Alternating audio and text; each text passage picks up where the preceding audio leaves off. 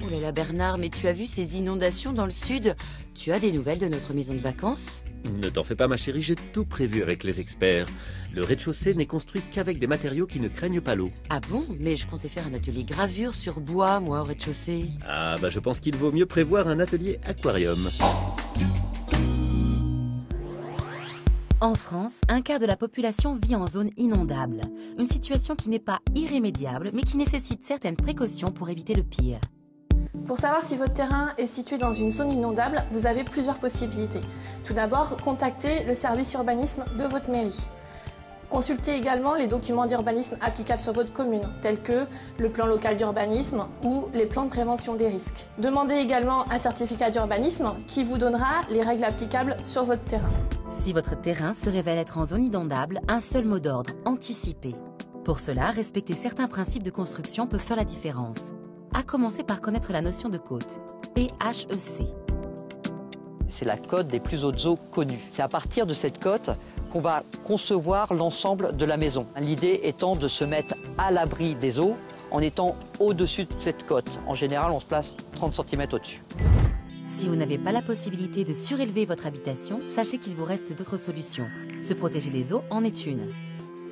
On peut tout d'abord mettre des ouvrages qui vont détourner l'eau et les répartir de part et d'autre de la maison pour éviter à nouveau ces entrées d'eau. Des solutions souvent efficaces, mais qui ne sont pas sans inconvénients. Premièrement, on n'est jamais sûr d'éviter les pénétrations d'eau. Le deuxième inconvénient qui est important, c'est de comprendre que dès lors qu'on évite à l'eau de rentrer, on subit les pressions de l'eau sur le bâtiment. Et on a des risques par exemple de fissuration, voire de soulèvement de dalles par exemple. Une dernière solution beaucoup moins spontanée est également possible.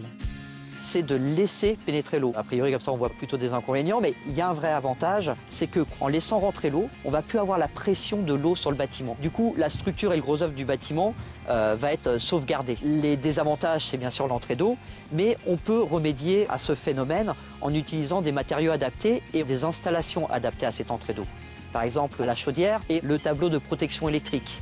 On va mettre ces installations au-dessus de la cote PHEC de manière à qu'elles soient sauvées des eaux et qu'on puisse vivre dans la maison malgré la présence d'eau en sous-sol. Des principes que Catherine et sa famille ont appris à leurs dépens. Il y a 4 ans, lors d'une importante inondation qui a submergé leur sous-sol.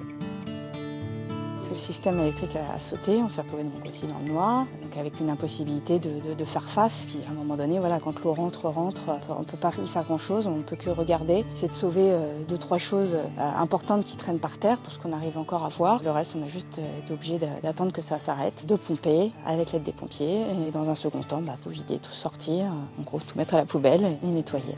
Un réel traumatisme pour la famille qui depuis a tout repensé pour éviter une seconde catastrophe. On a tout surélevé, on a utilisé des étagères surélevées, de préférence en plastique, qui ne pourront pas subir l'humidité. On a surélevé toutes les prises pour qu'elles ne puissent plus être inondées. On a également fait l'installation d'une pompe, ça permet d'évacuer l'eau au fur et à mesure, le temps que le niveau de l'eau dans la rue redescende. Penser à la protection de la maison, c'est essentiel, mais pas suffisant. La sécurité des habitants est également à anticiper. Il faut que les personnes puissent se réfugier dans une zone sauvée des eaux située au-dessus de la cote PHEC avec nos 30 cm de marge. Il faut prévoir de pouvoir s'y réfugier et d'y vivre pendant un certain moment. Il est important de connaître le risque d'inondation de votre lieu d'habitation. Et si vous vous trouvez en zone inondable, d'utiliser une conception et des techniques de construction adaptées. Enfin, pensez toujours à la sécurité des personnes et à ce titre, prévoyez des zones de refuge. Toi, chérie, au moins, tu n'as rien à craindre en cas d'inondation. Là, je te fais une bouée naturelle.